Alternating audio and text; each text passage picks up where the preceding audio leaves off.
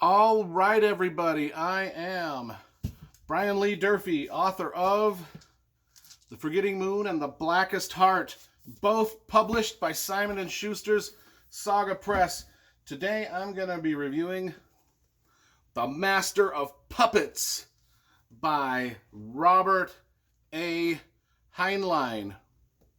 This book was written in 1951. The cover here, it was done by a guy named Shaw. That's all I could get. The last name was Shaw, done in 1986. So this is kind of like the mid-80s re-release of the book. What do we think of the cover? Well, it's colorful. The guy being strung around like a marionette, it's a little cliche, but what can you do? You know, it's all right. It's all right for whatever purposes the publisher had. It's fine. So let's talk about this thing. I mean, The Master of Puppets. Is this like a heavy metal? Is this like a Metallica song, or is it like a novel? I just don't know. It's like there was a movie made of it. I found out. I have not watched the movie, but the movie starred Donald Sutherland. And it was also made in about the mid-80s. If you've seen it, let me know what you think of it, because I have not seen it. I don't know anything about it. Maybe I'll watch it, maybe I won't. What do I think about this novel? You know, I started buying, the only Robert Heinlein book I had ever read for years and years and years was Stranger in a Strange Land. So I started buying a lot of Robert Heinlein books. And as you can see here, I've got a whole bunch of them there on my shelf now. So we'll be doing a lot of Robert Heinlein reviews, because the guy can write a mean story, you know. They're all a little dated. And that's one of the things we're going to talk about, though.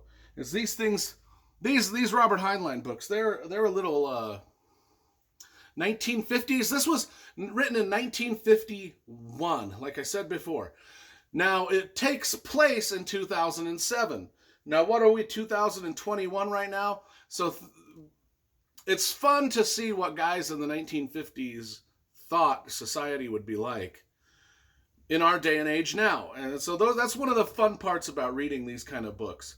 What happens is a flying saucer lands in Iowa.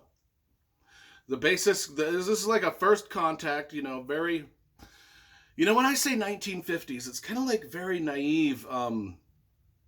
This is like X-Files if it was set in the 1950s and was full of the sort of the weird sexism that the 50s had and things like that. There's three main characters. Sam, who's the narrator of the book, it's told through the first person through Sam's voice. He's not the most engaging of narrators. Personality less, I would say. And then we've got the old man that travels with him as kind of his boss. And then there's this other character named, I think her name is Mary. But all I know about her is she's sexy as hell. Because Robert A. Heinlein doesn't miss a chance to let the reader know what a smoke show this girl is at every turn. And of course, Sam says, the banter, the banter back and forth between them is extremely outdated, but it's also fun to read because little did Robert A. Heinlein know that, he's writing this in the 50s, but it's about 2007. Little did he know how incredibly woke and sensitive people would become to men just being dogs all the time. You know what I mean? And our main character here is, and you just can't escape it in this book. You can't escape. For the boring personality that he has, he certainly, everything he says to the girl in this book is a sexual innuendo. It is what it is. Anyway, the flying saucer lands in Iowa, or so we think. Turns out the whole thing was a hoax. The whole flying saucer thing was a hoax by some teenagers or something.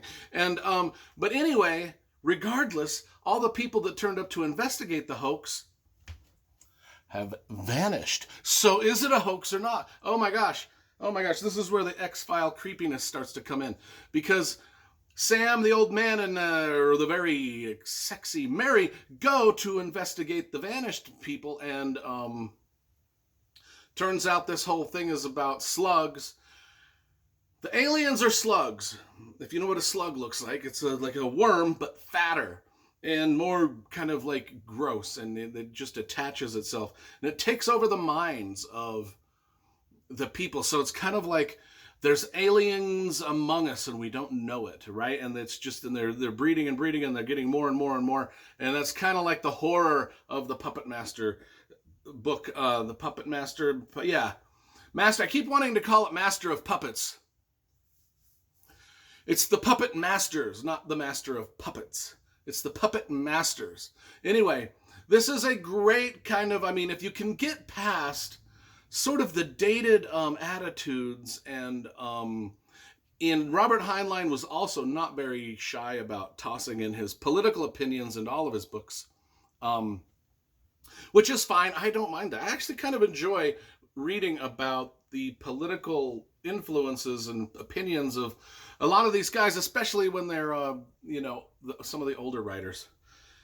Because it's kind of fun to compare and contrast what happened back then with what's going on right now, especially when they're writing books about the now, and how accurate they can be and how just way off they can be sometimes.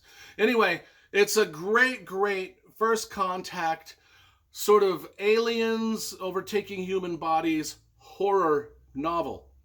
One of the first, if not the first, of its kind in the genre. I think that's why it's a classic in the genre. Very, very interesting read. Probably kept my attention for not the reasons that the author had intended, but still kept my attention nonetheless. That being said, I'm only going to give this one about a 6.5 or a 7 out of 10. I just think it could have been a little bit more action-packed.